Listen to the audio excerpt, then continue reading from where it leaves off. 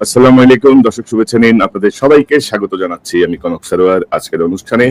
দর্শক, শিরোনাম দেখে বুঝতে পারছেন ডক্টর ইউনূস গত ৮ মাসে তার যে ব্যক্তিগত যে ক্যারিশমা, তার ব্যক্তিগত যে যোগাযোগ, তার ব্যক্তিগত যে উদ্যোগ, এই উদ্যোগগুলোই তিনি ইতিমধ্যে একটি ক্যারিশম্যাটিক নেতায় পরিণত হয়েছেন। বাংলাদেশের সকল পর্যায়ে তার যে গ্রহণযোগ্যতা ইতিমধ্যে তৈরি হয়েছে, সেই বিষয়টি নিয়ে আজকে আমরা কথা বলবো।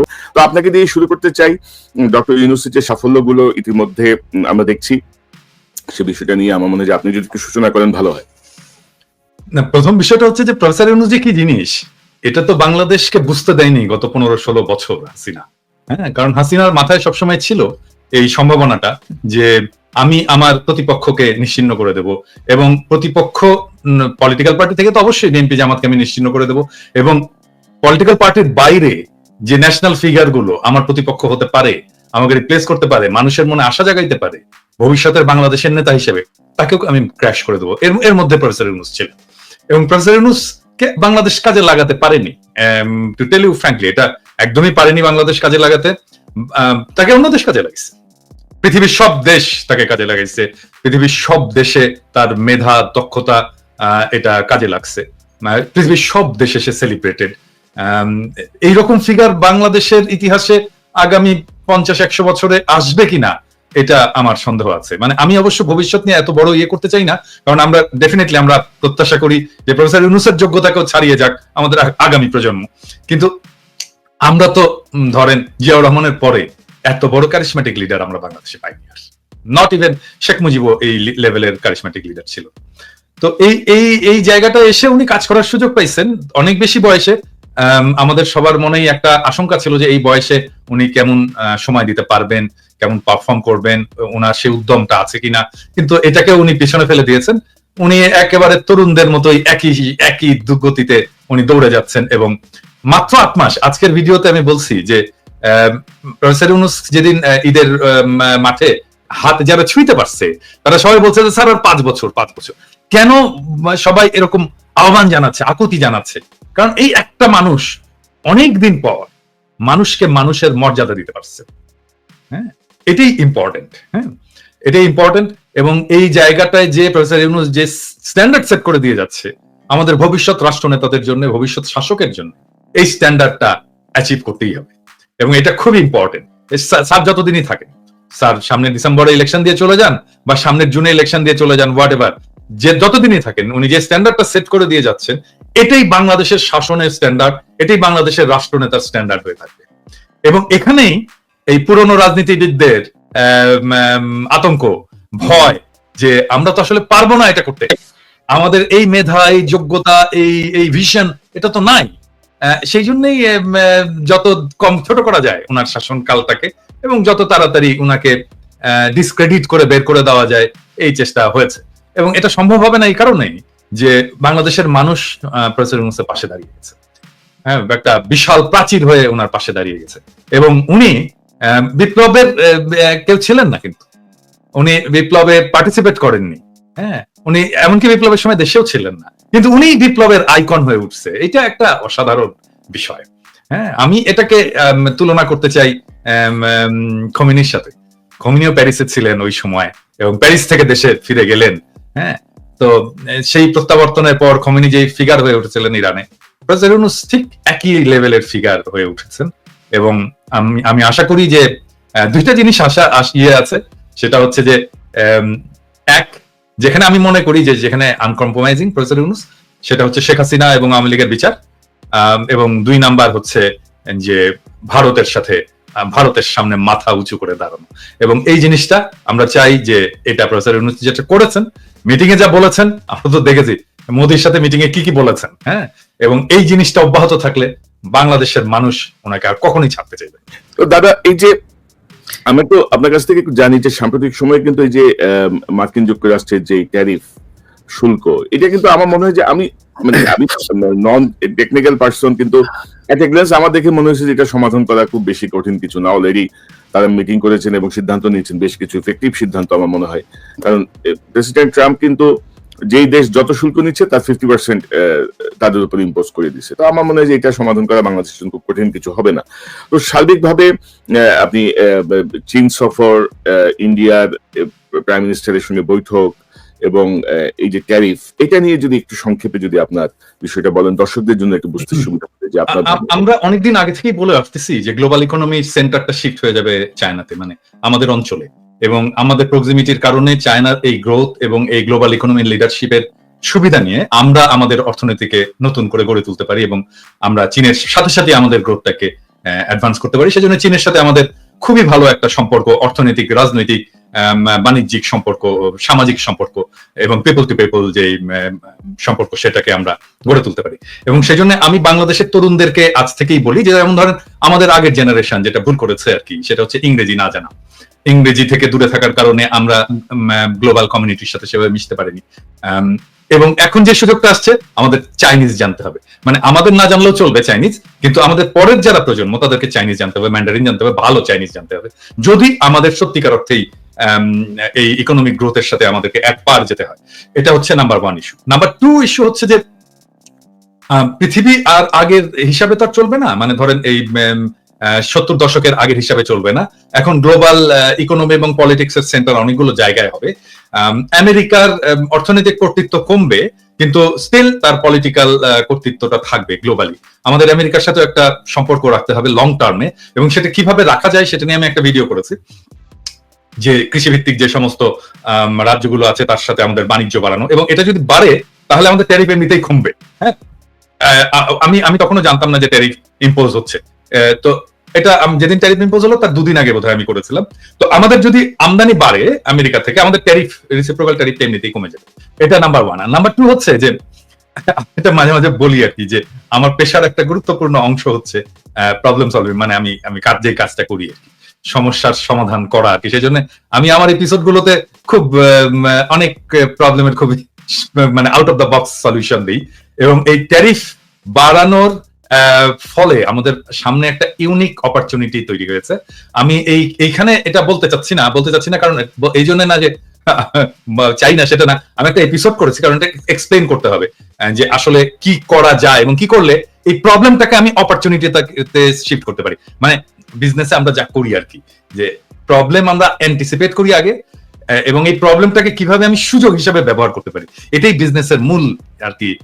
কি বলবো, এটা কি, তো যেহেতু আমি বিজনেসের লোক, আমার মাথায় ওইটাই সবসময় ঘুরতে থাকে যে সমস্যা কি হতে পারে, এটাকে আমি কিভাবে অপরচুনিটিতে শিফট করতে পারি। এই প্রবলেমটা আমাদের যে কি সিরিয়াস একটা অপরচুনিটি না, আমি কিন্তু খুবই হ্যাপি। এবং এইটার জন্য যেই সিদ্ধান্তটা নিতে হবে, এটাতে প্রফেসর ইউনূসকে নিজেকে ইনভলভ হতে হবে, শুধু নিজেকে না, আর একটা সিনারিও ইভ্যালুয়েশন করতে হবে, এবং এটার জন্য ইন্টারন্যাশনাল এজেন্সিকে কাজে লাগাতে হবে।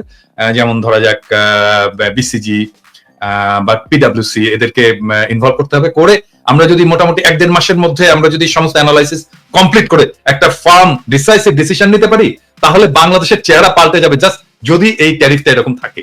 হ্যাঁ, তো এটা কালকে আসবে সম্ভবত এপিসোডটা। এবং আমি বাংলাদেশের মানুষদেরকে বলবো আর কি, জনগণকে বলবো যে দেখেন, পৃথিবীতে কোনো সমস্যা না।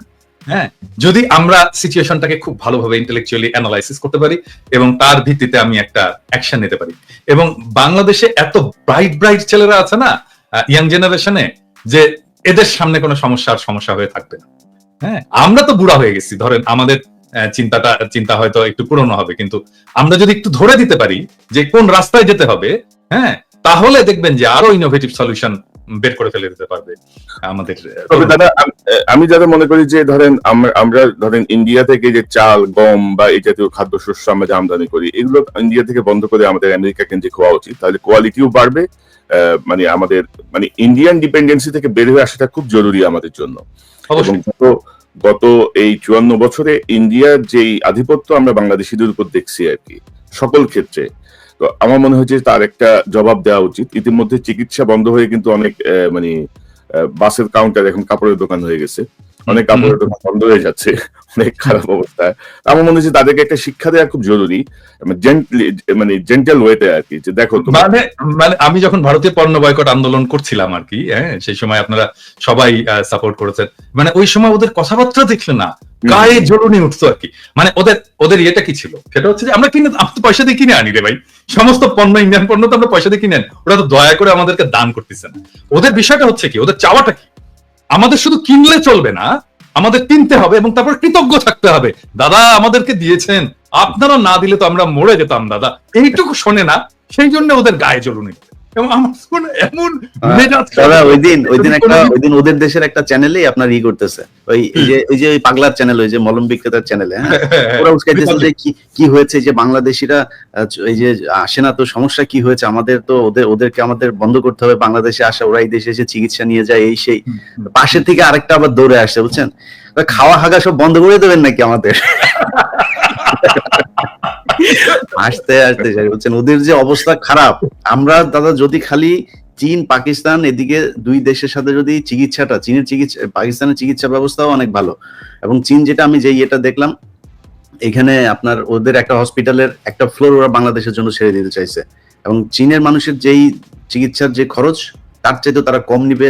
তারপর চিটাগাং এর সাথে একটা বোধহয় স্পেশাল ওরা একটা রুটও করতেছে ফ্লাইটের জন্য, যেহেতু আমাদের মানে স্থল পথে যাওয়ার সুযোগ নাই, এবং সেটা খুব চিপ রেটে করার জন্য এই মুহূর্তে বাংলাদেশের সাথে চীনের যে বিমানের টিকিট ভাড়া বোধহয় একটু বেশি, এটা চিপ করার জন্য ওরা একটা কাজ করতেছে, অনেকগুলো কাজ করে আসে, এবং স্টুডেন্টদেরকে ওইখানে পাঠানোর জন্য আরো বেশি এমন করে টেকনোলজিতে করার জন্য ওদের যেই এখানে হারবার টারবার যা যা আছে, এমআই এদের চাইতো আমার মনে হয় অনেক বেশি আপনার কি বলে চীনের ওদের ইউনিভার্সিটির মান কোনো অংশে কমা না, তো সেখানে পাঠানো যাইতে পারে।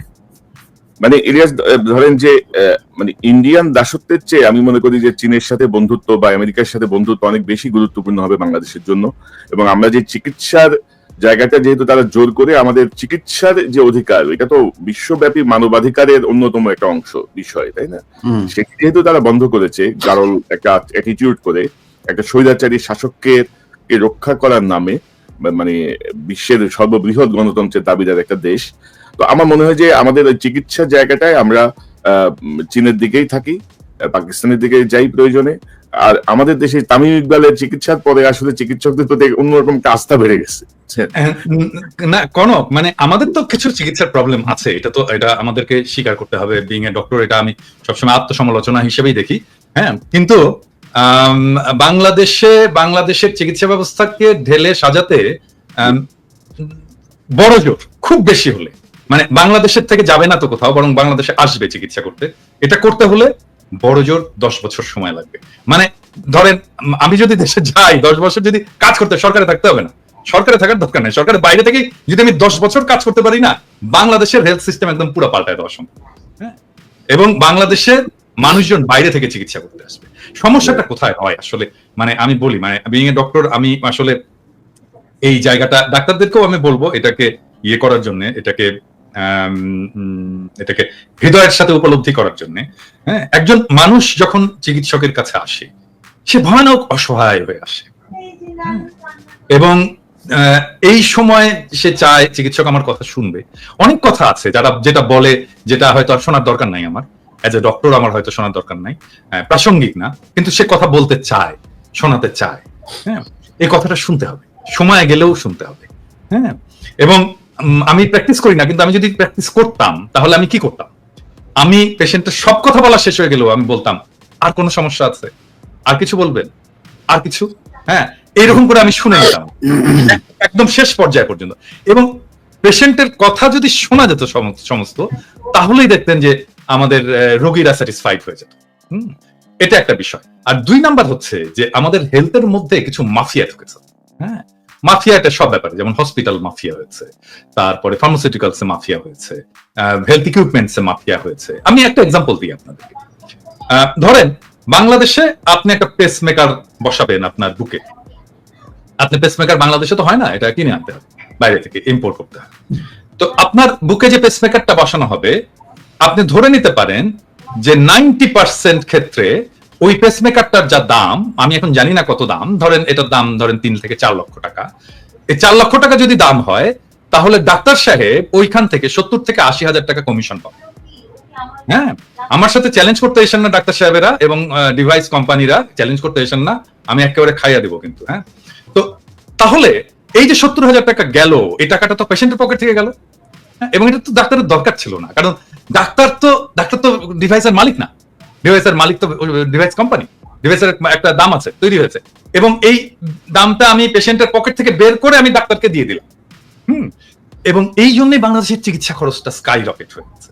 হ্যাঁ, শুধু তাই না, মানে হসপিটালে যদি আইসিইউ ইন্টেনসিভ কেয়ার ইউনিটে কোনো পেশেন্টকে কোনো ডাক্তার রেফার করে, সে ডাক্তার ওই বেডের একটা ভাড়ার অংশ পায়।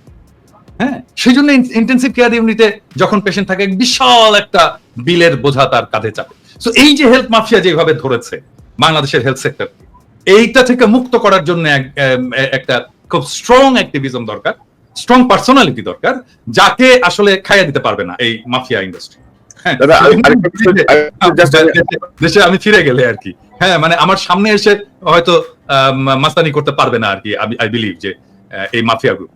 এবং এটাকে বন্ধ করতে না পারলে আপনি এই হেলথে রিফর্ম করতে পারবেন। মাফিয়াদেরকে বন্ধ করতে হবে, মাফিয়াদেরকে খাইয়া দিতে হবে, মাফিয়াদেরকে খাইয়া দেওয়ার মতো ক্ষমতা বান কাউকে এটাকে ড্রাইভ করতে হবে। হ্যাঁ, সেটা যেই করুক, হ্যাঁ, সেটা আমি তাকে সাপোর্ট দেই বা আমরা সবাই মিলে তাকে সাপোর্ট দেই, বা সে নিজেই এটাকে ড্রাইভ করবে।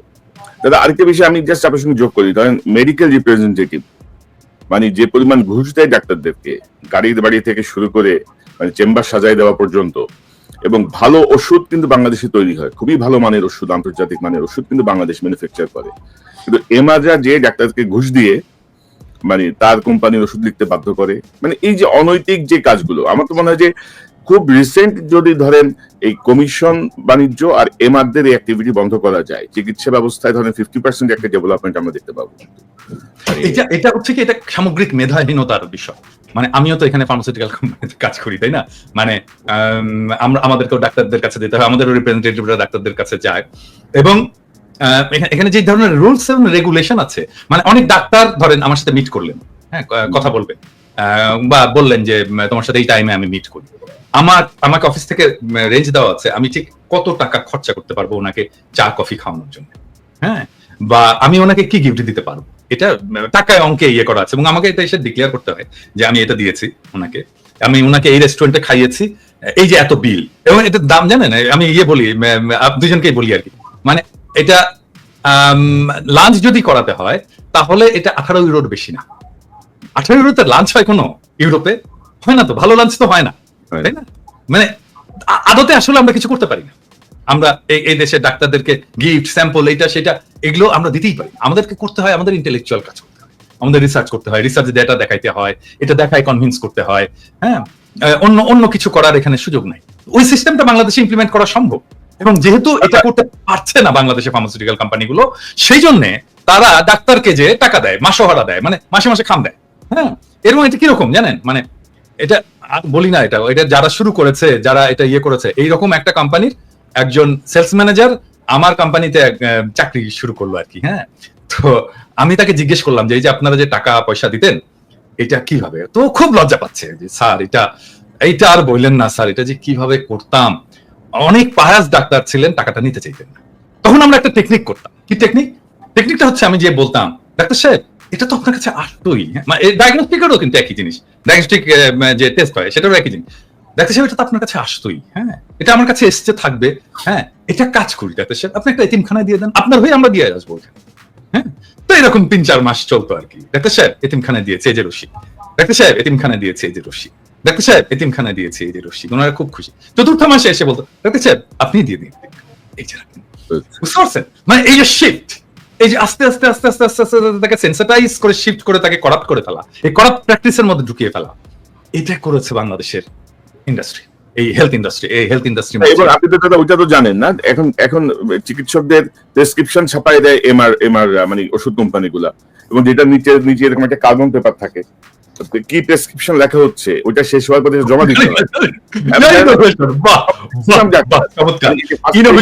মানে এইটা তো মাইর ছাড়া উপায় নাই, অবস্থাটা ছাড়া উপায় নাই, ধরে ওই কোম্পানিকে ধরে কোম্পানির মালিককে একদম সপাং করে মাইক দেওয়া উচিত, গুলিস্তানে কামানের উপরে দাঁড় করায়। যে কোম্পানি এটা করেছে সেই কোম্পানির মালিককে অথবা মার্কেটিং ম্যানেজারকে। এখন এই প্রসঙ্গে আপনারা বলতে পারেন যে দাদা আপনি তো বাংলাদেশে ফার্মাসিউটিক্যাল কোম্পানিতে কাজ করেছেন, ইন্ডাস্ট্রিতে কাজ করেছেন, এই ধরনের কাজ কি আপনি করেছেন? মানে এইরকম কাজ আর কি না, আমি করিনি। আমার কোম্পানিতে কাজ করেছে এরকম অনেক লোক আছে এখন। হ্যাঁ, মানে অ্যাটলিস্ট আপনি বাংলাদেশের ইন্ডাস্ট্রিতে খোঁজ করলে আমার D16 কাজ করেছে, আমি ধরেন লাস্ট তো কাজ করেছি D16 2010 থেকে 18 পর্যন্ত, 8 বছর D16 কাজ করেছে। সেই সময় ধরেন এখন আপনি প্রায় 300 লোক পাবেন যারা D16 কাজ করে এসছে, যে কারোর সাথে কথা বলতে পারেন এনিওয়ান। নর্মালি তো যে প্রেসক্রিপশন নিয়ে ডাক্তারের চেম্বার থেকে বের হলে ওষুধ কোম্পানির লোকজন দেখতে চাইতো যে প্রেসক্রিপশনটা একটু দেখি ডাক্তার সাহেব কি ওষুধ লিখছে। পরে তারা ডাক্তারকে আর ট্রাস্ট করলো না, মানে এত ঝামেলায় গেল না, তারা প্রেসক্রিপশনের বই ছাপাই দিছে, যা লিখবেন কপি থাকবে, আমি জাজ করবো যে আপনি। এটা রোগীদেরকে বলতে চাই, প্রেসক্রিপশন হচ্ছে অত্যন্ত প্রাইভেট একটা বিষয়, প্রপার্টি। হ্যাঁ, অত্যন্ত প্রাইভেট রেকর্ড, এবং এইটার ছবি তোলা অন্য কাউকে দেখতে চাওয়া এক্সেপ্ট ফার্মাসিস্ট, এটা আইনত নিষিদ্ধ, আইনত নিষিদ্ধ। হ্যাঁ, এবং এই আইনটাকে এনফোর্স করতে হবে, এটা বাংলাদেশ সরকারকে করতে হবে, স্বাস্থ্য মন্ত্রণালয়কে করতে হবে এটা। এবং এই মাফিয়াদেরকে যদি এখনই চেক না করা যায়, তাহলে এটা পরে এত বড় মাফিয়া হয়ে যাবে যে কেউ এটা সামনে আর দাঁড়াতে পারবে না। এবং আমি এই প্রসঙ্গটা আসতে ভালো হয়েছে আপনি যদি বলেন যে এই যে কমিশন আপনার এমআর এর বাইরে হচ্ছে প্রাইভেসি। মানে আপনি দেখেন যে আমাদের যে সাবেক উপদেষ্টা নাহিদ ইসলাম সিলেটে একটা হসপিটালে পায়ে ব্যথা পেয়ে চিকিৎসা নিল, আমি মানে একটু পরেই দেখলাম যে হসপিটাল কর্তৃপক্ষ তার এই যে প্রেসক্রিপশন থেকে শুরু করে এক্সরে রিপোর্ট পর্যন্ত সব পাবলিক করে দিচ্ছে। তো আজকে যদি আপনি একটা চিকিৎসা নিতে যান, আপনি নিশ্চিত থাকেন বাংলাদেশে চিকিৎসা করবেন, আধা ঘন্টার মধ্যে আমি আপনার পুরো রিপোর্ট বাইরে ফেলতে পারবো, যে আপনার ব্লাড রিপোর্টে কি আছে, এক্সরেতে কি আছে, ডাক্তার কি অ্যাডভাইস করছে সব। ডাক্তার ইন্টারভিউ দিয়ে বলবে যে তামিম ইকবালের মতো উনি তো সিগারেট খায়, উনি তো মদ খায়, উনি তো এই করে, সব বলে দিবে। কিন্তু মানে এটা এক ধরনের মানে এই এথিক্যাল এই জায়গাগুলি কিন্তু এথিক্স এর মধ্যে আছে না দাদা, এটাতে পড়ানো হয়, তো পড়ানো হয়, এখন পড়ানো হয়, মানে আমরা পড়ে এসেছি, এখন পড়ানো হয় কিনা আমি জানি না, কিন্তু আমরা পড়ে এসেছি। হ্যাঁ, আমরা পড়ে এসেছি এবং আমাদেরকে ওথ নিতে হয়, একটা শপথ নিতে হয়। হ্যাঁ, এবং সেই শপথের মধ্যে এই প্রাইভেসি, রোগীর প্রাইভেসির বিষয়টা আছে, এটা আমরা বলতে পারি না, এটা কোনো ডাক্তার বলতে পারে না। এবং আমি আসলে অবাক হয়েছি যে একটা অপারেশন টেবিলে নাহিদ বসে আছে এবং ছবি তোলা হচ্ছে, নাহিদেরও উচিত হয়নি ছবি তুলতে দেওয়া, নো ওয়ে। হ্যাঁ, তামিম ইকবাল আইসিইউ তে ডাক্তাররা তার ছবি তুলতেছে, ভিডিও করতেছে, ডাক্তার বা হসপিটালের লোকজন, আমি জানি না এক্স্যাক্টলি ডাক্তার কিনা, কিন্তু এগুলো তো অন্যায়, এগুলো তো রোগীর প্রাইভেসি লঙ্ঘন। এবং ভবিষ্যতে তামিম ইকবাল বা একটু পরিচিত রাজনীতিবিদ বা অন্য কেউ এই বাংলাদেশে চিকিৎসা না করার আরেকটা অন্যতম কারণ হচ্ছে তার প্রাইভেসি থাকবে না, তার অনেক ধরনের সমস্যা থাকতে পারে, সেই সমস্যা গোপন থাকবে না। ডাক্তার অন্তত তার বৌদে যায় বলবে যে আজকে তো পিনাকি ভট্টাচার্য আসছিল, আরে জানো না এই সমস্যা, বুঝছেন তো। তার বউ আবার ধরেন রাষ্ট্র হয়ে যাবে পরের দিন স্কুলের বান্ধবীদের কাছে, মানে অভিভাবক বান্ধবীদের কাছে। তো দাদা আমি একটু আমরা একটু ইয়েতে থাকি, আর প্রসঙ্গটা না করি যে ধরেন সামনের সরকার কিন্তু বিএনপি সরকারি, বিএনপির বাইরে কিন্তু নতুন কোন দল রাষ্ট্র ক্ষমতায় যাবে এটা ভাবার কোনো সুযোগ কিন্তু নাই, মানে আপাতত আর কি বাংলাদেশে যে প্রেক্ষাপট বা সবকিছু। কিন্তু সেখানে ধরেন বিএনপির মধ্যে এক ধরনের অস্থিরতা আমরা দেখছি, মানে সংস্কারের জায়গাটা আমরা যতটুকু আমরা বুঝি যে এই অনির্বাচিত সরকার বলেন আর যাই বলেন, ডক্টর ইউনূস সরকারের পক্ষে যতটুকু সংস্কার বা বিচার করা সম্ভব এটা আর অন্য কারো পক্ষে সম্ভব না। মানে পলিটিক্যাল গভর্নমেন্ট আসলে এটা আসলেই সম্ভব না কোনোভাবেই, নানা রকমের চাপে, নানা রকমের কিছুতে। আর পলিটিক্যাল নেতারা তো সব একে অপরের ভাইরা ভাই, তাই না? তো অনেক ভাইরা ভাইয়ের রিকোয়েস্ট অনেক কিছু ওলটপালট হবে। তো মানে আমরা কি মানে জনগণ চাচ্ছে একটা দীর্ঘ সময় থাকুক ডক্টর ইউনূস, বিএনপি চাচ্ছে ডিসেম্বরের মধ্যে নির্বাচন হোক। এক হুজুর দেখলাম ওয়াজের মধ্যে বলতেছে ইউনূস সাহেব যতদিন বেঁচে থাকেন ততদিন যেন নির্বাচন না হয়। তো আবার ইউনূস সাহেবের প্রেস সেক্রেটারি আবার বলেছেন যে না ডিসেম্বরে নির্বাচন, অর্থাৎ এক ধরনের একটা জটিল পরিস্থিতি তৈরি করা হচ্ছে। এবং এরকম একটা বিপ্লবের পরে আমরা যদি সিরিয়ার দিকে তাকাই বা অন্যান্য বিপ্লবোত্তর দেশগুলোর দিকে তাকাই, তার প্রেক্ষাপট আমাদের প্রেক্ষাপট কিন্তু অনেক বেশি মানে কি বলবো, মানে মনে হচ্ছে যে বিপ্লবটা একটা পানি ভাত আর কি, এটা কিছুই না, এটা হইতেই পারে। মানে মানুষ এভাবে জীবন দিবে, মানুষ এভাবে অন্ধ হবে, পঙ্গু হবে, এটা সব খুবই স্বাভাবিক। তো আপনি আপনার কাছ থেকে একটু শুনি, তারপর ইলিয়াসের কাছে যাব। না, প্রথম বিষয়টা হচ্ছে যে ডেফিনেটলি আমাদের একটা পলিটিক্যাল গভর্নমেন্ট আসতে হবে, সেটা আসবে, এবং এটা আমাদের সবারই প্রত্যাশা। এবং এটা যেটা কোনো বললেন আপনি যে আগামী নির্বাচনে বিএনপি আসবে, আমরা তো মনে করি বিএনপি সর্ববৃহৎ দল, তারই আসা উচিত, সেটা উচিত, ঔচিত্যের ব্যাপার আর কি। আসবে কিনা সেটা ডিপেন্ড করছে অনেকগুলো ফ্যাক্টরের উপরে। হ্যাঁ, আমি সেই ফ্যাক্টরগুলো একে একে আলাপ করবো। অনেকে বলে যে আমি নাকি নির্বাচন চাই না, মোটেও না। বিষয়টা হচ্ছে কি যে শেখ হাসিনা তো সমস্ত সিস্টেমটাকে ডিস্ট্রয় করেছে। হ্যাঁ, সমস্ত সিস্টেম, মানে ইলেকশন কমিশন থেকে শুরু করে জুডিশিয়ারি, প্রশাসন, পুলিশ, আর্মি, কোন ইনস্টিটিউশন, স্টেট ইনস্টিটিউশন বাকি নাই, সব ইনস্টিটিউশনকে ডিস্ট্রয় করেছে। এখন এই সিস্টেমটাকে তো ফাংশনিং করতে হবে, এটা যেন কাজ করে। ধরা যাক যে আমি একটা সবাইকে বলি, যে বিএনপি কেও বলি, যে যেই নির্বাচন আপনারা লাস্ট হারলেন, মানে যেই নির্বাচনটা মইনু আহমেদ এবং ফখরুদ্দিনের অধীনে হলো আর কি, যে নির্বাচনে আপনারা হারলেন এবং লজ্জাজনক ভাবে হারলেন, খুবই কম আসন পেলেন, ওই নির্বাচনের যে মেকানিজম, ওই নির্বাচনের পরে যে প্রশাসন, আর্মি, সেটা কি ইন্ট্যাক্ট আছে, নাকি তার চাইতেও প্রো ইন্ডিয়া, প্রো হাসিনা হয়েছে? আমার প্রশ্ন এটা। মানে যেই নির্বাচনে আপনারা হারলেন, যেখানে আপনারা শেখ হাসিনা ক্ষমতায় আসলো প্রথম 1/11 পরে, ওই নির্বাচনে যেই সেট আপ ছিল প্রশাসন এবং আর্মিতে, স্পেসিফিক্যালি আর্মিতে, সেই সেট আপটা কি আরো প্রো ইন্ডিয়া হয়েছে, নাকি প্রো ন্যাশনালিস্ট হয়েছে? প্রো ইন্ডিয়া হয়েছে, ঠিক তো? আরো খারাপ হয়েছে। তাহলে আপনি ওই র্যাঙ্ক অ্যান্ড ফাইল এটাকে রেখে আপনাকে কিভাবে হারানো হয়েছে, এটা আপনি বলেন। বিএনপি আপনাকে হারানো হয়েছে কিভাবে? খুবই কেয়ারফুলি ডিজাইন করা হয়েছে, কনস্টিটিউশন ডিজাইন করা হয়েছে, এবং এটা বিএনপিরাও স্বীকার করতে বাধ্য হবে, ওই নির্বাচনে কারচুপি হয়েছে। ওই নির্বাচনে এমন ভাবে কারচুপি করা হয়েছে যেন বিএনপি একটা লজ্জাজনক হার হয় বিএনপি। হ্যাঁ, এবং এটা বিএনপিকে স্বীকার করতে হবে। আর স্বীকার যদি না করে তাহলে তো আমাদের বলার কিছু নাই, তাই না? তো ওই সেট আপটা আরো খারাপ হয়েছে, এবং এটা তো আর্মি করছে, ওটা তো আর্মি করছে, তখন তো একটা আর্মি গভর্নমেন্ট, তো মইনু এবং ফখরুদ্দিনের গভর্নমেন্ট তো আর্মি গভর্নমেন্ট। আর্মি এই ইঞ্জিনিয়ারিংটা করছে, ইলেকশন ইঞ্জিনিয়ারিংটা। ওই আর্মিটা আরো খারাপ হয়েছে, ওর ভেতর থেকে ন্যাশনালিস্ট এলিমেন্ট আরো বাইরে চলে গেছে। এখন তো এটা মোর অর লেস প্রো, কি বলবো, ইন্ডিয়ান আর্মি। তো এই আর্মি একটা ফেয়ার ইলেকশন দেবে? হ্যাঁ, মানে করতে দেবে? এইটা বিশ্বাস করেন? সম্ভব না, করতে দেবে না। হ্যাঁ, আমরা যদি ফেয়ার ইলেকশন হয়, আমার মনে হয় যে ধরেন এটা বিএনপির এটা বিএনপির জরিপ, ব্রেইন দেখছে তো, আমরা সবাই দেখছি। ব্রেইনের জরিপে ফেয়ার ইলেকশন হইলে, মানে মানুষ বলছে যে আমরা 41% বিএনপি কে ভোট দেবে, অ্যাবসলিউট মেজরিটি হয় বিএনপি। কিন্তু আরো কিছু আছে ওইখানে। আচ্ছা, আমি বলি, আমি গতকালকে একটা পোস্ট দিছিলাম, গতকাল না পরশুদিন, যে জামাতে ইসলামের ভোট কত? জামাতে ইসলাম 300 আসনে ইলেকশন করছিল এরশাদ পড়ার পরে 91 সালে প্রথম। এখানে ভোট পেয়েছিল তারা 12.3% সম্ভবত। এবং ওই সময় যদি আমরা সমস্ত ইসলামপন্থী দলগুলোর ভোটগুলো দেখি, তাহলে আমরা দেখবো 14%-এর মতো তারা ওই ভোটটা, এবং ওই ভোটটা ভালো ভোট হয়েছিল। হ্যাঁ, এবং 14% কিন্তু একটা খুবই সিগনিফিকেন্ট নাম্বার। এখন অনেকে বলে 2%, 3% জামাতের ভোট, 4% ন, তারা সব আসনে নির্বাচন করেনি, তারা কিছু আসনে নির্বাচন করেছিল, ওইটাকে এক করে আমি ন্যাশনাল গড় করে বলি যে 3%, কিন্তু সবগুলো আসনে যখন করেছে তখন তার প্রায় 12.5%-এর মতো ভোট ছিল। বিএনপির যে জরিপ, এটাতে দেখা গেছে যে জামাতের ভোট আসবে 31%-এর মতো। এখন ধরে ছাত্রদের ভোট ওখানে কত আসবে? দেখেছে 5%-এর মতো ভোট আসবে। তো আমরা যদি অন্য সমস্ত ফোর্স, বিএনপির বাইরে অন্য সমস্ত ফোর্সের একটা যদি লুজ অ্যালায়েন্স হয়, তাহলে বিএনপি একটা খুবই শক্ত প্রতিদ্বন্দ্বিতার মধ্যে পড়বে। এখন বিএনপি যেটা করছে, যে ধরেন এই যে বিএনপির যারা এই অনলাইন অ্যাক্টিভিস্ট আছে তারা, বা অনলাইনে ফেসবুকে যারা লেখালেখি করে তারা গালাগালি করতেছে আমাদেরকে, সেটা আমি গাইড নেই না, কিন্তু তা তো না। মির্জা ফখরুল, মির্জা আব্বাসের মতো সিনিয়র নেতারা, তারা সোশ্যাল মিডিয়ার পিছনে লাগছে এবং কিভাবে আমাদের সাথে পাঙ্গা নেওয়া শুরু করছে। ধরেন এই পাঙ্গাটা যদি নিতে থাকে তারা কন্টিনিউয়াসলি, তাহলে তাদের অবস্থাটা কি?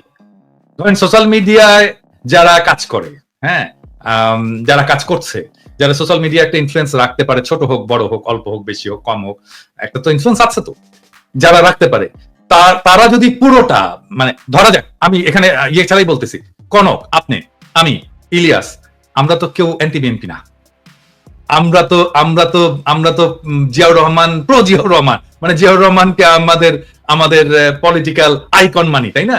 তো আমরা তো সবাই ন্যাশনালিস্ট, তাই না? আমরা, এবং ট্রু সেন্স, মানে মানুষ যাতে সাধারণভাবে বোঝে, আমরা তো সবাই রাইটেস্ট, তাই না? তো আমাদেরকে তো শত্রু ভাবার কোনো কারণ ছিল না বিএনপি। আমরা তো শত্রুও না, আমরা শত্রু হতেও চাই না বিএনপি।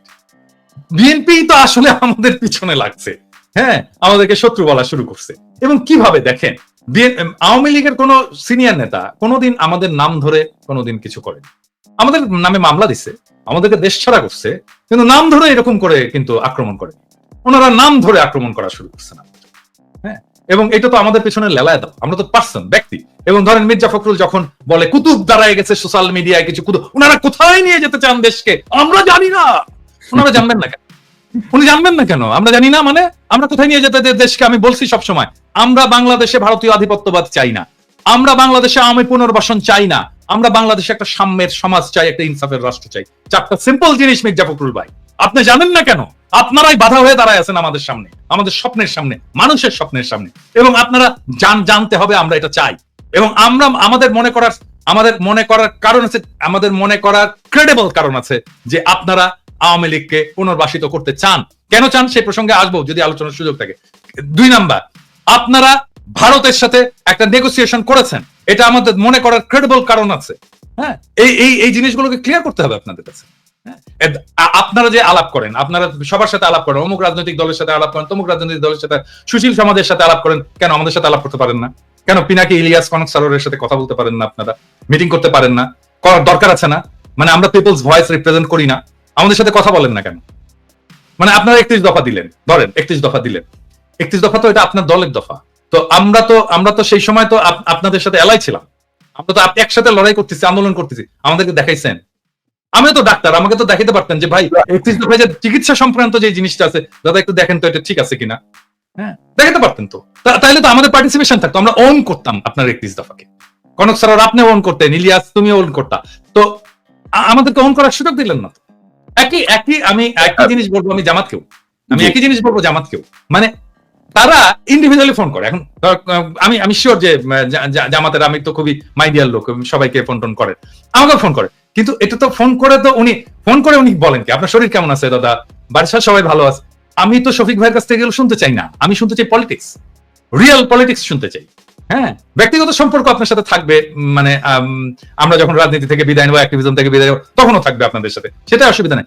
আমি শুনতে চাই পলিটিক্স, আপনার প্রোগ্রাম, আপনি নির্বাচনে কি মেসেজ নিয়ে যাবেন, আগামীতে আপনি ভারতের সাথে কিরকম সম্পর্ক রাখবেন, হ্যাঁ আপনি আমেরিকার সাথে কিরকম সম্পর্ক রাখবেন, চীনের সাথে কিরকম সম্পর্ক রাখবেন, রাষ্ট্রটাকে কিভাবে গড়বেন, সংবিধানে কি কি পরিবর্তন আনবেন, মানুষের জীবনে কিভাবে, এই বাংলাদেশে যেভাবে হাসিনা যেভাবে ইসলামোফোবিয়ার চাষ করছে এটাই কিভাবে ফাইট করবেন, আন্তর্জাতিক ক্ষেত্রে আপনি ফিলিস্তিনের প্রশ্নে কি স্ট্যান্ড নেবেন, আমি তো জানতে চাই। হ্যাঁ, এই জিনিসগুলো তো জানতে চাই, এই জিনিসগুলো আমাদের সাথে কথা বলার কথা। আমার তো ভাই বাংলাদেশে আমার তো কোনো ফাইন্যান্সিয়াল ইন্টারেস্ট নাই, আমার কোনো ব্যবসাপাতি নাই, আমার চাকরি বাকরি নাই, তাই না? ওইখানে তো আমাদের সকলের তাই না? আমাদের চাওয়া তো একটাই, বাংলাদেশের মানুষ ভালো থাকুক, দেশটা ভালো থাকুক, দেশটা প্রোটেক্টেড থাকুক, দেশের স্বাধীনতা সার্বভৌমত্ব প্রোটেক্টেড থাকুক, এটা আমরা চাই। এইটার জন্য আমাদের সাথে কথা বলতে অসুবিধা কোথায় আপনাদের? তবে দাদা ধরেন আমি যেটা দেখছি আর কি, ওনারা এখনো সেই 2001-এর যে রাজনীতি, সেই রাজনীতি ওনাদের মাথায় আছে। মাঝখানে যে 24 বছর পার হয়ে গেছে এটা অনেকেরই খেয়াল নেই। এবং ধরেন যে ওনারা যে কথায় কথায় ধরেন আওয়ামী লীগের স্টাইলে আর কি, যে আমার পক্ষে না, আমার পক্ষে বলতেছে না, বা আমার যে দাবি সেটা সমর্থন করতেছে না, তার মানে এ হচ্ছে আমার বিপক্ষে, এ আমার বিপক্ষে দল, এ আমার ক্ষতি চায়, এরা এই করতে চায়, ওই করতে চায়। এবং আপনি দেখবেন যে একটা সময় আওয়ামী লীগ যে ভূমিকা ছিল, ক্রমশ বিএনপি সংঘবদ্ধভাবে সেই ভূমিকা অবতীর্ণ হচ্ছে। আর কিছু কিছু নেতাও যে হাসিনার স্টাইলে বলার চেষ্টা করছেন, বা কেউ কেউ বলছেন যে ইউটিউব নাকি আমরা করতেছি, টাকা কামাচ্ছি। আরে বেটা, তুই একটা কমিটি বাণিজ্য করে যে টাকা কামাস, আমরা 1 মাসে ইউটিউব করে তার 10 ভাগের 1 ভাগ আমাদের এই ফান্ডে ঢুকে না, আমরা পাই না। আমি বলি, আমি ইলিয়াস আমাকে ওর দুঃখের কথা বলতেছিল যে ওর কত কত কত টাকা ওর ধার, এবং ওর পিছনে কিভাবে ইয়ে গুলো, মানে কনক আমি তো এখানে রিফিউজি হয়ে ঢুকছি। হ্যাঁ, আমার এখানে মাসে আমাকে রিফিউজি ভাতা দিত 380 ইউরো মতো। 380 ইউরো, এবং 380 ইউরোতে তো ইউরোপে তো খাওয়া দাওয়া হয় না, হ্যাঁ খাওয়া যায় না, খাবারের ইয়ে হয় না। তো আমাকে ইয়ে করতে হতো যে আমি কিভাবে 380 ইউরোর মধ্যে খাবার আছে, খাবার ছাড়াও তো আরো কিছু, চুল কাটতে হয়, তাই না, আমাকে জামা কাপড় কিনতে হয়, এই জিনিসগুলো তো আছে। তো এই সমস্ত বাদ দিয়ে আমি চেষ্টা করতাম যে 200-250 ইউরোর মধ্যে যেন আমি খেতে পারি, সেটাও কিন্তু সম্ভব হতো না। এবং আমি কি করতাম জানেন, আমি এই যে সবাই জানি যে ডিপার্টমেন্টাল স্টোর গুলো, সুপার মার্কেটে নেয়ার এক্সপায়ারি প্রোডাক্ট গুলো খুব কম দামে রাখে আর কি, কম দামে মাংস টাংস সবজি ইত্যাদি রেখে দেয়, একটা স্পেস আছে যেখানে নেয়ার এক্সপায়ারি জিনিস রাখে, খুব অল্প দামে। আমি ওই জিনিসগুলো কিনে খাইছি আমি রিফিউজি লাইফে।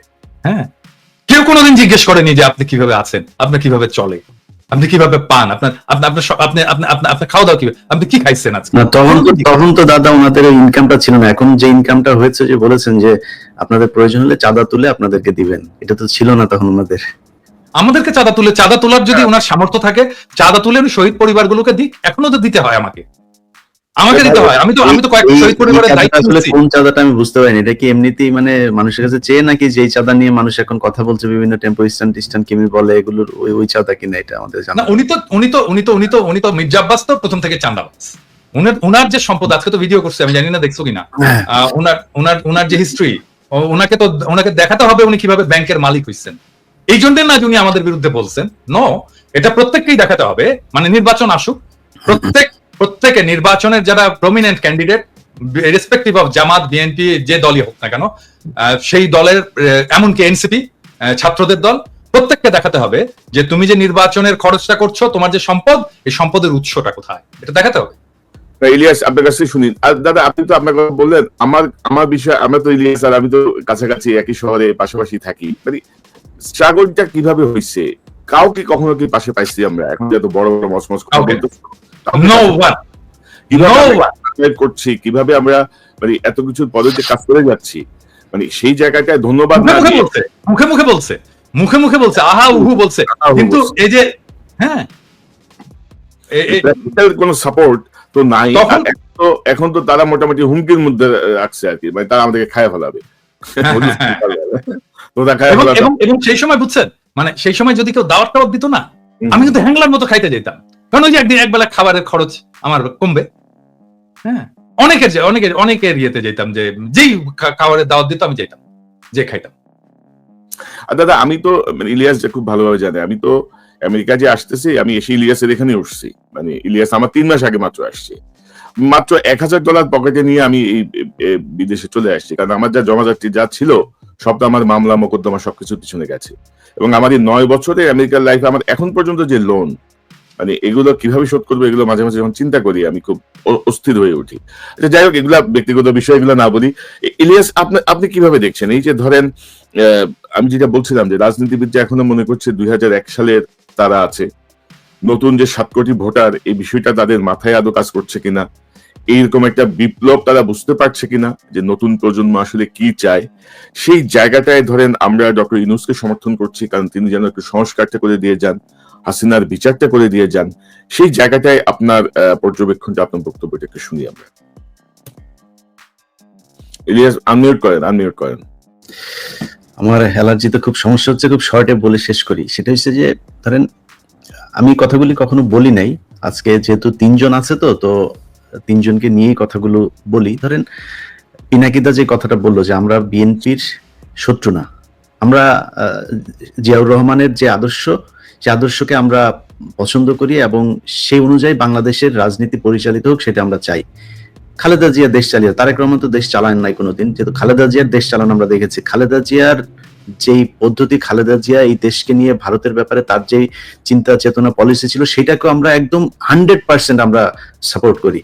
তো বিএনপির সাথে এখন আমাদের হঠাৎ করে সমস্যাটা হয়ে গেল কেন? ধরেন আমার কথা যদি আমি বলি, আমি এই 5 তারিখের পর থেকে আজ পর্যন্ত আমার কাছে, মানে অনেক ভাবে জানেন এই বিষয়গুলো, ওনার কাছেও আসে, আপনার কাছে তো, আপনি তো পিনাকিদা তো অলরেডি মানে বলেই যাচ্ছেন, বিভিন্ন জায়গা থেকে অভিযোগ একটাই, যারা আওয়ামী লীগের লোকজনের সাথে মিলেমিশে থাকতো তারা এখন উপরে, তারা এখন ওই চাঁদাবাজিগুলো করছে, তারাই সবকিছু দখল নিয়ে তাদের মতো করে চালাচ্ছে। সব জায়গায় একই অবস্থা। বিশ্বাস করেন বিএনপির ভাইয়েরা, আমার কাছে যত জেলার যত আসনের খবর আমার কাছে এসছে, আমি যদি একটা একটা করে, খালি আমার আসনের কথা বলি, আমার চুয়াডাঙ্গারই যে অবস্থা, সেটা নিয়ে আমার সবকিছু করা শেষ, নিউজ বানানো শেষ, খালি দিচ্ছি না আপনাদের জন্য। কেন জানেন? কারণ আমরা যদি এখন বিএনপি কেই করি, ধরেন বিএনপির চাঁদাবাজি নিয়ে কথা হচ্ছে, আপনি অস্বীকার করতে পারবেন? আমরা বলি না, আমার চ্যানেলে আমি মনে হয় না আমি কেউ কোনোদিন শুনেছেন আমার মুখ থেকে আমি বলেছি যে বিএনপি চাঁদাবাজি করছে, কিন্তু করছে না। আপনি নিজে চিন্তা করেন না, আজকে দেশের যে অবস্থা, ডক্টর মোহাম্মদ ইউনূস থাকবে না, একটা নির্বাচন দিবে, আপনাদের একটা শক্তিশালী একটা অপোজিশন আছে, আপনাদের সেই কম্পিটিটররা এত শক্তিশালী যে সোশ্যাল মিডিয়াতে যদি আপনি আজকে জামাত ইসলামের একটা পোস্ট করেন, বিএনপির একটা পোস্ট করেন, আমি মানে মিথ্যা কথা বলছি না, আমি একদম সত্য। আপনারা দেখেন সোশ্যাল মিডিয়াতে সব জায়গাতে দেখি বিএনপির লোকজন ওইখানে হারে। হয়তো হইতে পারে যে শিবিরের লোকজন বোধহয় বেশি এই অ্যাক্টিভ সোশ্যাল মিডিয়াতে, হইতে পারে, এটা একটা কারণ।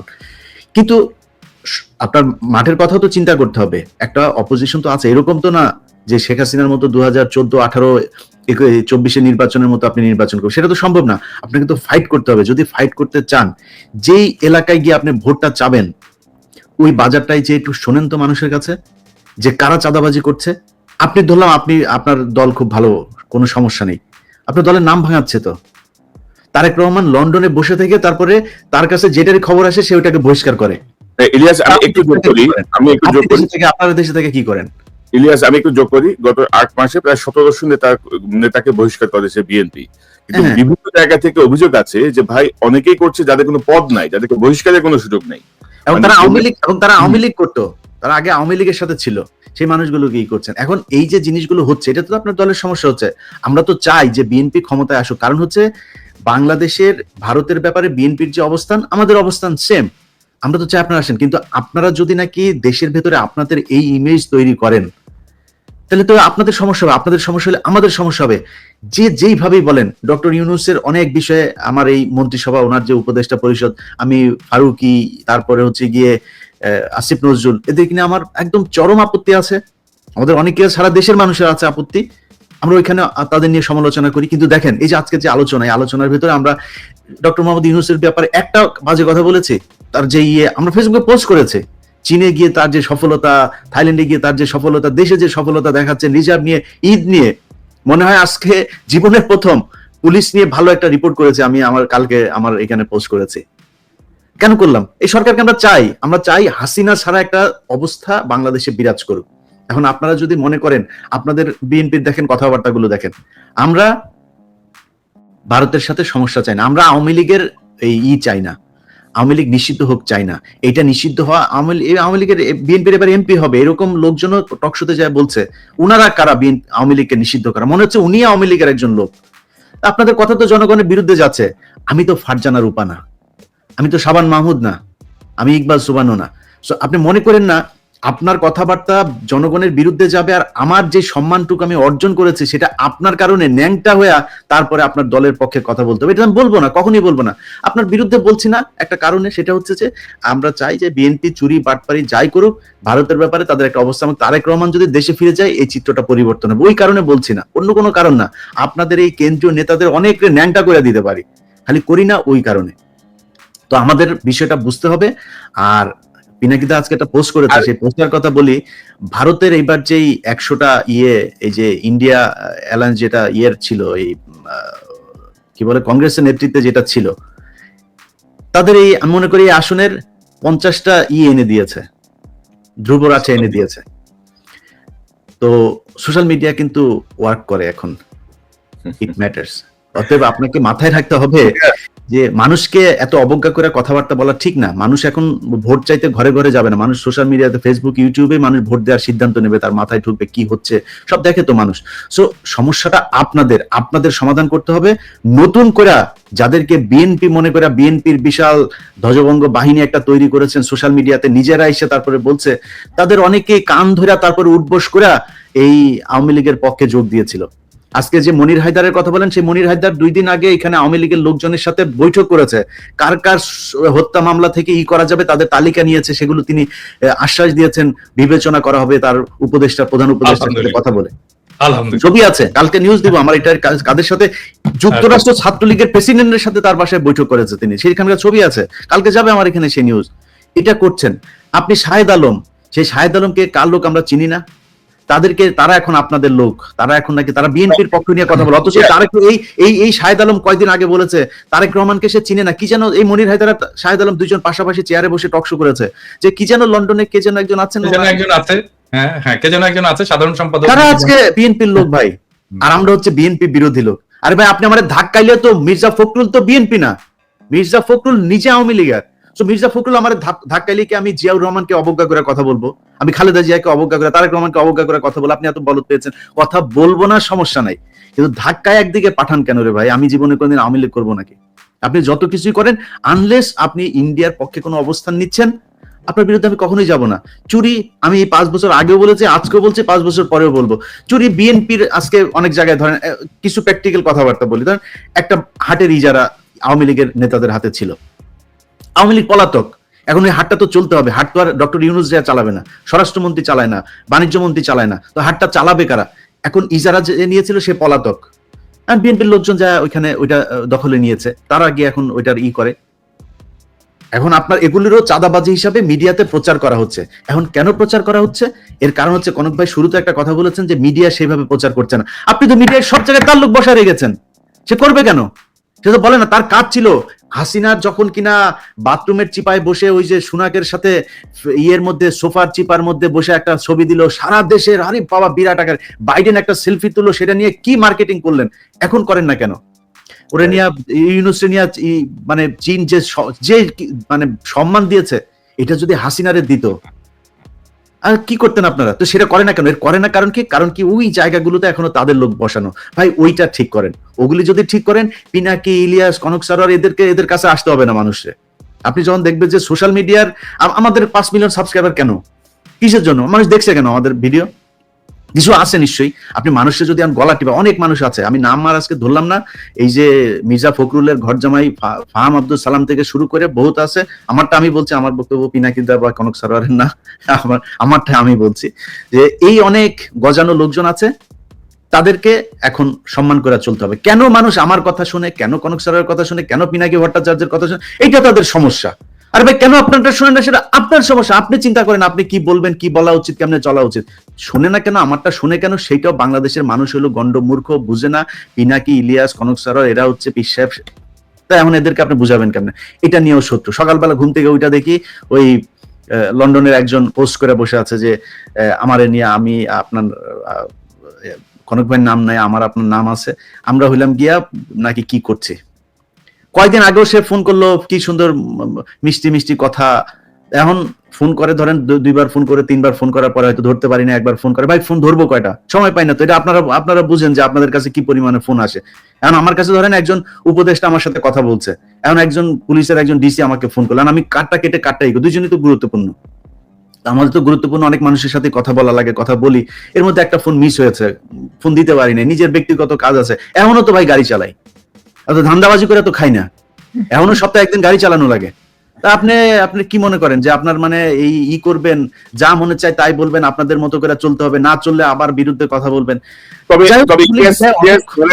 আমরা শেখ হাসিনার চোখ রাঙানি দিয়ে পাত্তা দিইনি, 2 পয়সা তোয়াক্কাও করি নাই। শেখ হাসিনার মতো একটা ফ্যাসিস্ট বর্বর শাসক, শেখ হাসিনা না, শেখ হাসিনা এবং মোদির উভয়ের চোখ রাঙায়নি, উভয় যে চক্র পাত্তা দিইনি। তো এখন এই নতুন নতুন নব্য বিএনপির নেতারা যারা ক্ষমতা যাওয়ার স্বপ্ন দেখছে, তাদের চোখ রাঙানি আমরা তোয়াক্কা করবো, এটা ভাবে কি করে, এটাই তো বুঝি না। তো আমরা অনুষ্ঠানের শেষ দিকে আমরা একটা প্রসঙ্গ নিয়ে কথা বলতে চাই দাদা। ডক্টর ইউনূসের যে ক্যারিসম্যাটিক নেতৃত্ব, সেটা কিন্তু পরবর্তী যে রাজনৈতিক নেতৃত্ব বাংলাদেশের রাষ্ট্র ক্ষমতায় আসবে, তাদের কাজকে ক্রমশ কঠিন করে দিচ্ছে। মানে গুড গভর্নেন্স বলতে যা বোঝায়, একজন শাসকের যা করা উচিত, সেই জায়গাটায় আমার মনে হয় যেন সবাই শঙ্কিত। এবং আমি একবার বলছিলাম, বুকে পাথর চাপা দিয়ে অনেকের বুকের যে পাথর এখন পাথর এবার পাহাড় হয়ে গেছে, পাহাড়ের পাথর।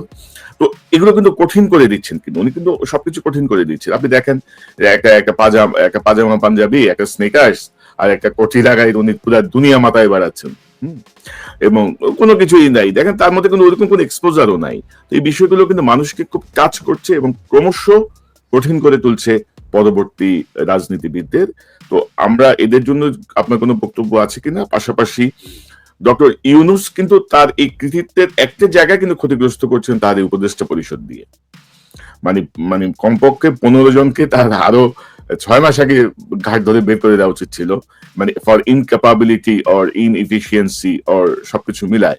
তো এই জায়গাটায় ডক্টর ইউনূস সাহেব কেন দেখছেন না, বা দেখেও তিনি কেন মেনে নিচ্ছেন? খুব সংক্ষেপে আপনার কাছ থেকে শুনে তারপর ইলিয়াসের বক্তব্য শুনবো। মানে আমি যেহেতু প্রফেসর ইউনূসের সাথে কাজ করছি, সেই জন্য আমি জানি উনার ম্যানেজমেন্ট স্টাইলটা, এটা উনি এটা করবেন না। হ্যাঁ, উনি ওনার টিমকে এভাবেই ডিল করেন আর কি। আমি কিন্তু খুবই ঘনিষ্ঠভাবে কাজ করছি, অল্প সময়, কিন্তু আমার আর্লি ক্যারিয়ারে খুবই ঘনিষ্ঠভাবে কাজ করছি। আমি ওনার পাশের রুমেই বসতাম আর কি, এবং গ্রামীণ ব্যাংকের যে হেলথ স্বাস্থ্য কর্মসূচি, সেটার আমি কোঅর্ডিনেটর ছিলাম ঢাকায়। তো আমি ওনার ম্যানেজমেন্ট স্টাইল জানি আর কি, উনি কিভাবে কাজ করেন। তো সেই জন্য এটা উনি করবেন না। কিন্তু এই এই এই যতগুলো জিনিস কনক আপনি বললেন যে উনি যে হাই স্ট্যান্ডার্ড সেট করে যাচ্ছেন, এটা পলিটিক্যাল লিডারশিপ এটাকে ফলো করতে পারবে কিনা। নাম্বার 2 হচ্ছে যে উপদেষ্টা মন্ডলীর কিছু উপদেষ্টার অপদার্থতা, এটাকে উনি কিভাবে ম্যানেজ করবেন, এর সবকিছুর একটা সলিউশন আমি কিন্তু দিয়েছিলাম। আমি জানি না এটা বেশি আমি দিয়েছিলাম জন্যই বোধহয় বেশি মানুষ এটা নিয়ে আলোচনা করেনি। সেটা হচ্ছে ট্রানজিশনাল গভর্নমেন্ট। যে ট্রানজিশনাল গভর্নমেন্টে সব রাজনৈতিক দলের প্রতিনিধিত্ব থাকবে এবং এই উপদেষ্টা পরিষদে বেস্ট পারফর্মিং উপদেষ্টারা থাকবেন, আর রাজনৈতিক দলগুলো থেকে বিভিন্নভাবে বিএনপি হোক, জামাত হোক, এমনকি সেটা এনসিপি হোক, তারপর এডি পার্টি হোক, এমনকি নূরের দল, বাম, যারাই হোক, সবাইকে মিলে একটা নতুন মন্ত্রিসভা তৈরি করা এবং যেই ইয়েতে উপদেষ্টা পরিষদে তারেক রহমানের অন্তর্ভুক্তি উপপ্রধান উপদেষ্টা করে। এই ট্রানজিশনাল গভর্নমেন্টের ফর্মুলাটা যদি সবাই গ্রহণ করত, তাহলে আমাদের কিন্তু অনেক সমস্যার সমাধান হয়ে যেত। মানে ধরেন তখন তারেক রহমান প্রস্তুত হয়ে যেত, তার যে সিলসিলা, প্রফেসর ইউনূসের যে সিলসিলা, সেইটার সিলসিলাটা তারেক রহমান পরে বহন করতে পারতেন। ট্রেন্ড হতেন প্রফেসর ইউনূস কিভাবে রাষ্ট্র চালাচ্ছেন, কার সাথে কার কি সম্পর্ক, সেই সম্পর্কটাকে উনি ট্রান্সফার করে দিয়ে যেতে পারতেন তারেক রহমানের কাছে। এবং তারেক রহমানের ইমেজের যদি কোনো সমস্যা আছে, কিছু প্রবলেম তো আছে, ইমেজের প্রবলেম আছে, যেটা তৈরি হোক অথবা সত্য হোক, সেই ইমেজটা ক্লিন আপ হয়ে যেত এই সময়ের মধ্যে। ওনার নেতৃত্বের গুণাবলী বিকশিত হতো এবং আমি অপদার্থ উপদেষ্টাদেরকে বের করে দিতে পারতাম। বিএনপিরও যারা মন্ত্রী হতে চায়, যারা ক্ষমতায় আসতে চায়, তারাও ক্ষমতার স্টেক পেলো, ভাগ পেলো, তারা ক্ষমতায় এসে তাদের কাজ দেখাতে পারলো যে তারা কেমন ইয়ে করবে। আবার আরেক দিক থেকে দায়টা কিন্তু পুরোপুরি প্রফেসর ইউনূসের, বিএনপি কে নিতে হচ্ছে না। কিন্তু যদি এটা ফেলও করে তাহলে দায়টা প্রফেসর ইউনূসেরই থাকে।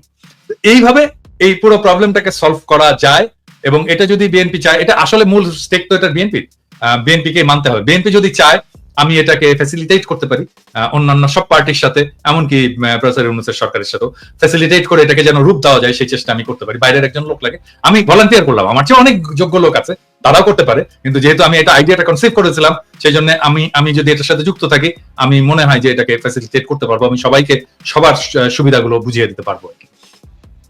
জি দাদা, এই যে ইলিয়াস, আপনার কাছ থেকে একটু শুনি।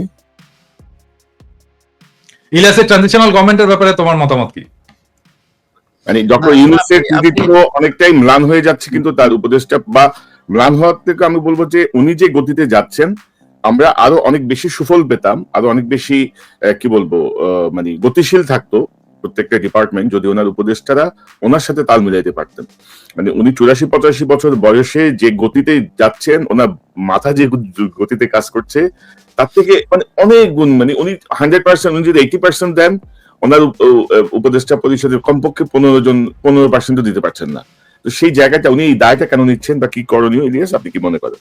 না, উনার ধরেন যেটা আপনি গতির কথা যেটা বলছেন, সেই গতির চাইতেও সবচেয়ে বড় জিনিস হলো আমার মনে হয় কি, যে এই ডক্টর ইউনূসের কিছু কিছু জায়গায় উনি আসলে আমার ধারণা যে উনি তো বয়স হয়েছে, আন্তর্জাতিক বিষয়গুলো দেখতে গিয়ে, অর্থনৈতিক এই বিষয়গুলো দেখতে গিয়ে উনি দেশের অভ্যন্তরীণ, বিশেষ করে যেমন স্বরাষ্ট্র মন্ত্রণালয়, আইন মন্ত্রণালয়, এইসব মন্ত্রণালয়গুলোর ব্যাপারে ওনার মনে হয় মানে সময় দেওয়ার সুযোগ কম।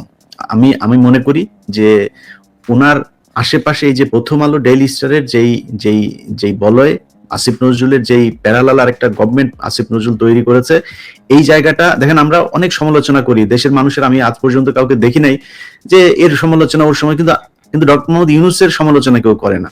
তো আমি শুধু ছোট করে এতটুকুই বলবো যে ডক্টর মোহাম্মদ ইউনূসের উচিত যে ওনার এই জায়গাগুলো ঠিক করা। ওনার এই শেষ বয়সে এসে নিশ্চয়ই উনি ব্যর্থ হতে চান না। উনি যদি ব্যর্থ হতে না চান, এই জায়গাগুলো ঠিক করা দরকার, যাতে এই প্যারালাল গভর্নমেন্ট তৈরি করে যারা আওয়ামী লীগ এবং ভারতের, কারণ কালকে একটা কথা শুনলাম যে এই যে মামলাটা বাংলাদেশে চলছে আন্তর্জাতিক অপরাধ ট্রাইব্যুনালে, এই সে মামলাটা আমাদের আপনার তো করার সুযোগ আছে আন্তর্জাতিক আদালতে। তো ওইখানে করার জন্য আসিফ নজরুল দিচ্ছে না, পারমিশন দিচ্ছে না। তিনি কারণ হিসাবে বলেছেন যে এটা নাকি ওইখানে গেলে আমাদের দেশের অভ্যন্তরীণ এই তদন্তগুলোতে সমস্যা হবে, এখানে শাস্তি দিতে সমস্যা হবে। ওইটাতে হলে আমাদের এখানে সমস্যা কি? আন্তর্জাতিক ভাবে যদি নাকি শেখ হাসিনাকে কোনোভাবে পানিশমেন্ট দেওয়া যায় বা বিচার করা যায়, সেটা তো আরো ভালো আমাদের জন্য।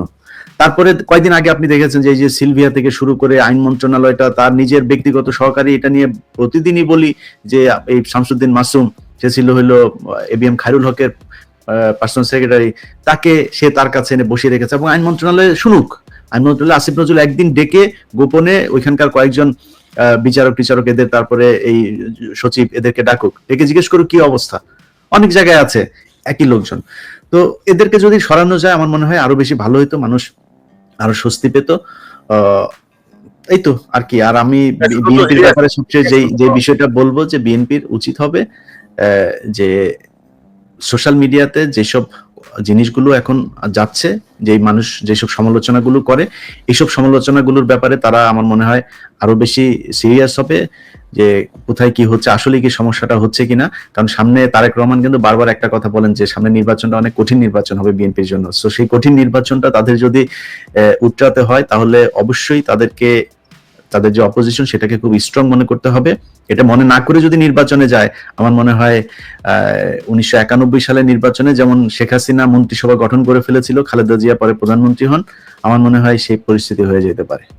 তবে ইলিয়াস, আমার পর্যবেক্ষণ হচ্ছে জনাব তারেক রহমান তার যে বক্তব্যগুলো দিচ্ছেন এগুলো তার বাংলাদেশের নেতারা ঠিক ধরতে পারছেন না অথবা বুঝতে পারছেন না, এটা ডেপটা বুঝতে পারছেন না, এটার মেসেজটা ধরে কাজ করতে পারছেন। ধরেন একটা দলের প্রধানকে কিন্তু একটা ডিপ্লোম্যাটিক অবস্থানে সবসময় থাকতে হয়।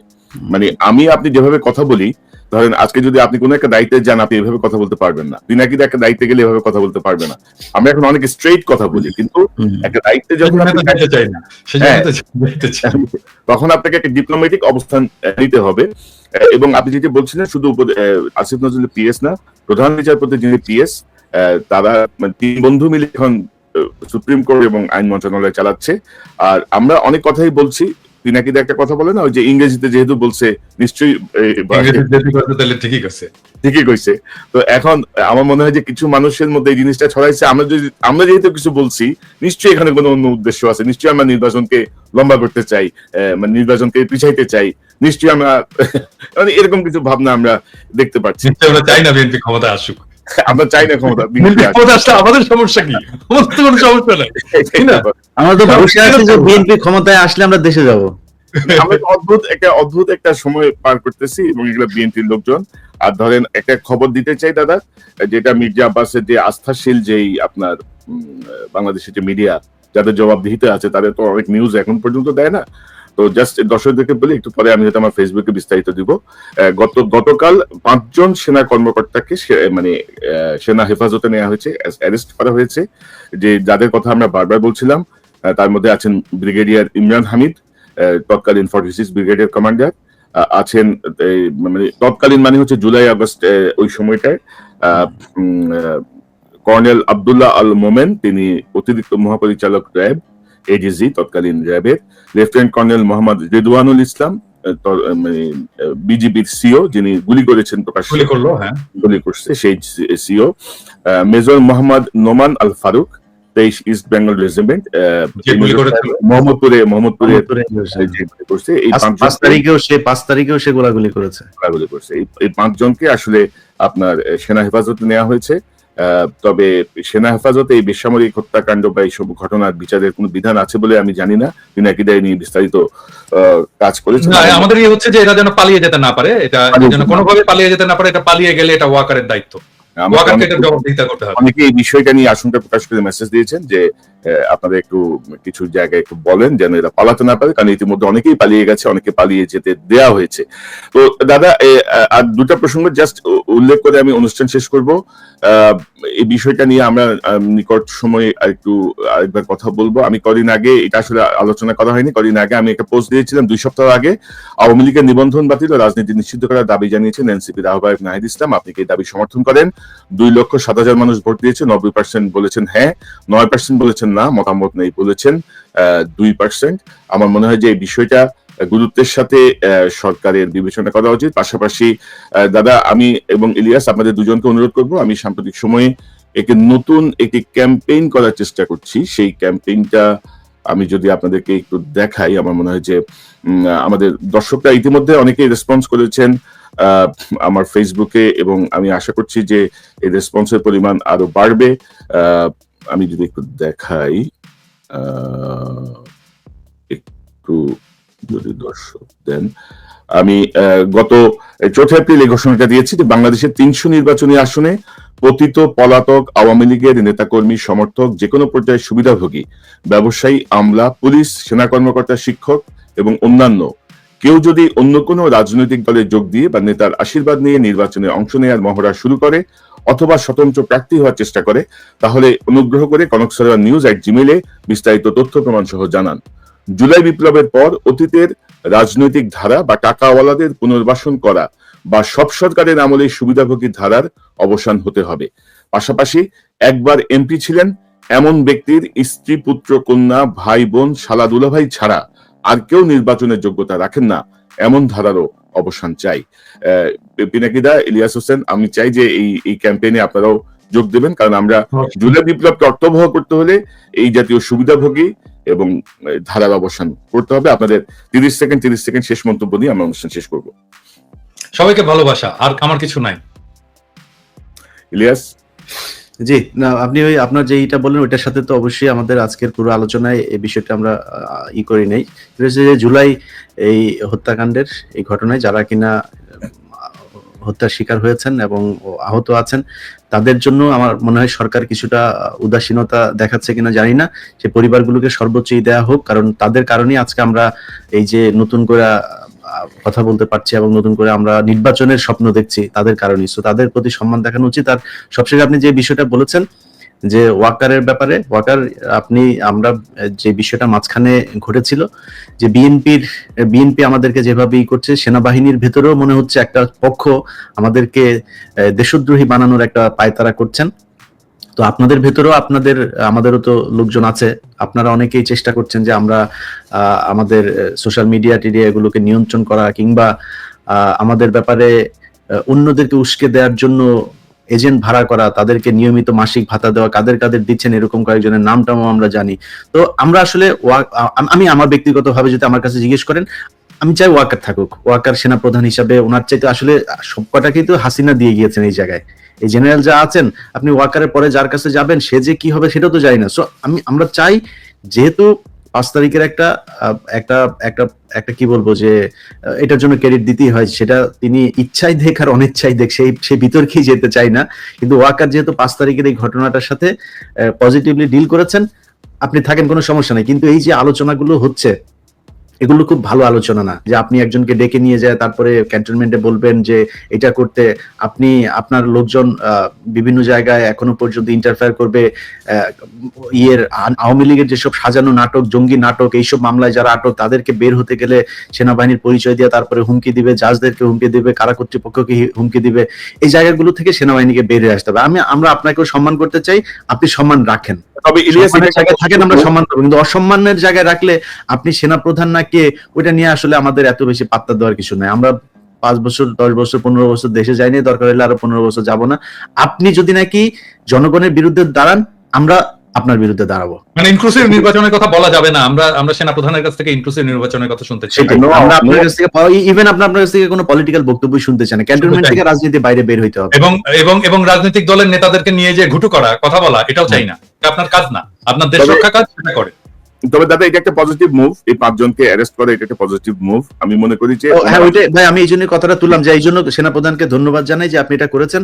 আমার মনে হয় এই বিডিআর হত্যাকাণ্ড গঠিত যে কমিশন, তাদের একটা লিস্ট আছে, কাকে কাকে জিজ্ঞাসাবাদ এবং করতে হবে, তাদেরকেও গ্রেপ্তার করবেন, এবং গুম কমিশনের যে তালিকা দেওয়া হয়েছে তাদেরকেও গ্রেপ্তার করার সুযোগ করে দিবেন। আন্তর্জাতিক অপরাধ ট্রাইব্যুনালের যে তালিকা আছে, তাদের সবাইকে আপনারা সেনাবাহিনীর পক্ষ থেকে কোনো বাধাহীন ভাবে তাদের গ্রেপ্তার করার সুযোগ দিবেন, এবং এই ফৌজদারি কার্যবিধিতে যেভাবে বিচার হয় সেইভাবে, সেনা আইনের বিচারে না। এবং আমি মনে করি, আমরা তো বারবারই বলছিলাম দাদা, মানে 20-25 জন কর্মকর্তাকে বাঁচাতে যে পুরো সেনাবাহিনীর যে ক্রেডিবিলিটি, সেনাবাহিনীর এই ভূমিকা, সেটিকে আসলে ক্ষতিগ্রস্ত করছেন। মানে কেন করছেন, কার পরামর্শে করছেন, সেটি আমরা জানি না। আমার মনে হয় যেন ইটস এ পজিটিভ মুভ, এবং তিনি আমাদের কথাগুলো পরে হইলেও শুনবেন, বা সকল কিছু দেশের স্বার্থে, সেনাবাহিনীর সম্মানের স্বার্থে। তো দাদা, আমার মনে হয় যে আজকে আমরা আর লম্বা না করি, অনেক সময় হয়ে গেছে, প্রায় 1 ঘন্টা 22 মিনিট। অনেক দর্শক অপেক্ষায় করে দেখছেন এই অনুষ্ঠানটা। সবাইকে ধন্যবাদ। পিনাকিদা, ইলিয়াস হোসেন, আপনাদের দুজনকে অসংখ্য ধন্যবাদ আজকের মূল্যবান অংশগ্রহণের জন্য।